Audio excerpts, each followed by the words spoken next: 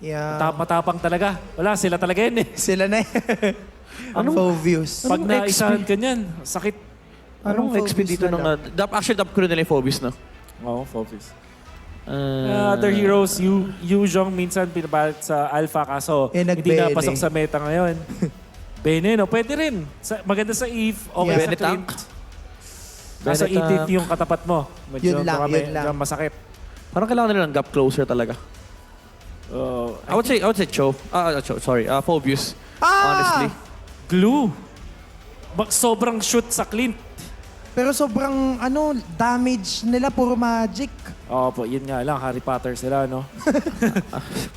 Ang Ganun talaga. House of Magic. Si Ronald tsaka si Hermione. Ano mo, ang problema ng Aurora MLBB dito, baka i-outfarm sila ng early game. Sobrang taas ng clear speed ng Alpha and ang laki nung support system ng Fnatic Onyx. So baka mag-snowball ng early game dito yung Super Family.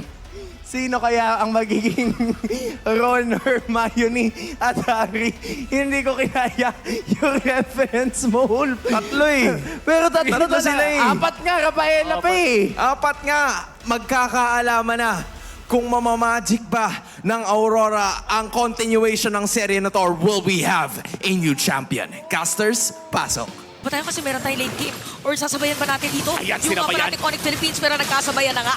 At si Edward ang kanilang makukuha at mukhang madediretso pa nga dito si Demon Kai. Wow! Biglang dumating si Brusco at nakuha pa ni King Kong dito. Cup, mukhang nag-iinit na si Brusco after that one big play. Si Yue naman ngayon na humaharap ngayon dito kay Brusco pero ang purple ay mapupunta pa rin sa si Brusco naka-chow, si Kirk naka-edit pero magaling din naman mag-arlot but still Rene J mukhang mata-dive na. At pinasok na nga sa ilalim or doon sa may bottom lane. So Rene J, -1 ngayon ang Aurora. Padating ang ilang mga players para madepensahan yung linya na to. Pero makakapagplato si Kel. Almost a 3K gold lead. 4 minutes in. Pero mukhang mahanap pa nga na muli si Demon kahit at wala ng galawan pa. The Bats Feast. Pero mukhang ang purple buff ay kinokontest na rin dito ni King Kong. Haharap dito si Edward pero mukhang makukuha naman this time around. At napasok pa nga sa ilalim na Torres. So Edward is down. Itutuloy ba dito na pagkukuha ng Fnatic Onyx Philippines yung Torres sa may gitna?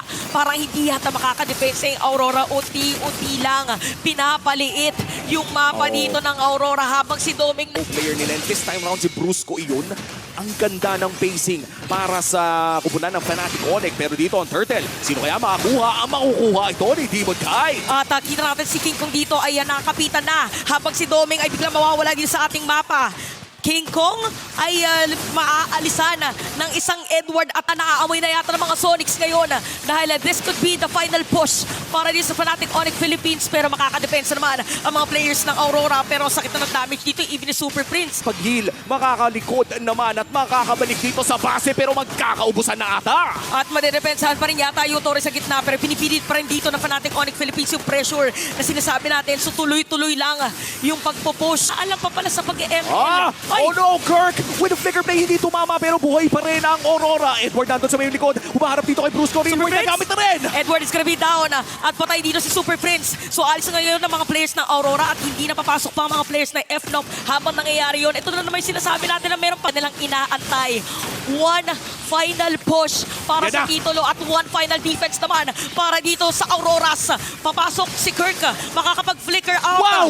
At kita natin ngayon na Kirk is gonna be down pero mapapaalis din ang mga players na side ng Aurora. Patay lang din naman. Bang! Dito si Rene J and King Kong buhay! Isa with the vision, with the kick. Here comes the Lord fight. At siniba na nga dito si Edward yung Lord. Sino nga ba talaga makakakuha? Bang! It's gonna be King Kong of Fnatic Onyx Philippines. Medyo bitin. Yung real revelation na patay na si Kirk. Patay si King Kong at lumalaban pa rin dito mga Auroras. And for Doming, that is gonna be a double kill at tatlong patay sa Fnatic Onyx Philippines. Sasalubungin yung Lord dito sa gitna. The lights within. Nag-lock in na ang Aurora MLBB with their late game advantage. At mukhang itutuloy na nga nila.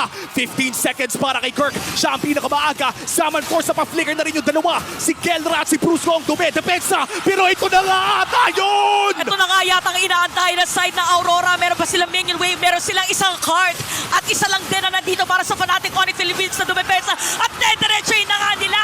Wala daw imposible sa liwanag ng Aurora. Another game extended.